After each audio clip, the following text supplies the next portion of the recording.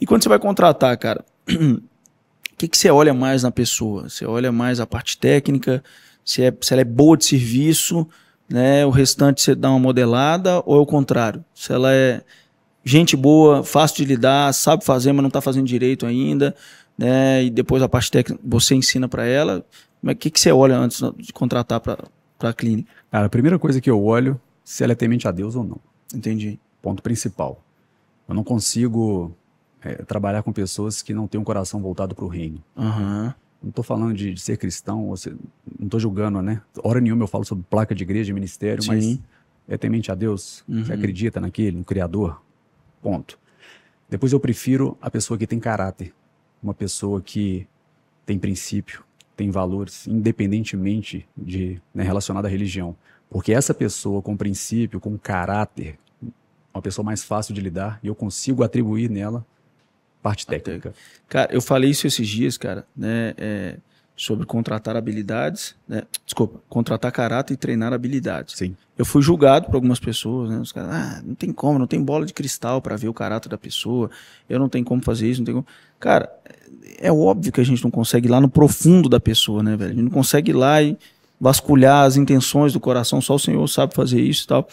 Mas a gente tem ferramentas, né, cara? Eu, por exemplo, quando eu vou contratar uma pessoa hoje, pelo menos se for para um cargo mais importante, né, a gente entrevista normalmente em 3 a 4 pessoas, sabe? A entrevista é feita com 3 a 4 pessoas da nossa empresa. Então é o Maicon, que é meu braço direito nos negócios, o Ramon, que é nosso RH, e tem mais uma pessoa que é a pessoa da unidade que ela vai trabalhar e tal. E a gente faz perguntas estratégicas, né, para essa pessoa. Tem coisa que a gente pergunta a mesma coisa, só que com outras palavras, meio para conhecer um pouquinho ali. E quando essa pessoa vai embora, cara, quando ela vai embora, aí a gente toma a decisão de sim ou não, de contratar ela ou não. Por exemplo, eu já tomei a decisão de contratar a pessoa que o outro falou assim, cara, você não percebeu isso aqui, mas isso aqui. O outro fala, eu também achei isso aqui. Não, mas eu gostei dele, então fica 2 a 2, né? Vamos supor assim, mas a gente sempre desempata ali.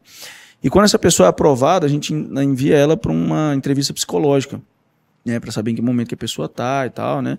Se ela estiver precisando de ajuda, a gente ajuda ela. Por exemplo, a gente tem uma parceria com uma clínica aqui de BH, inclusive clínica que eu já fiz terapia e tal, pessoa de confiança, que todo o time do seu Elias, cara, pode fazer terapia na clínica com custo zero. A empresa absorve todo esse custo. Top. Entende? Então, assim, por exemplo, a gente tem um time de 130 pessoas hoje nas unidades e tudo, né?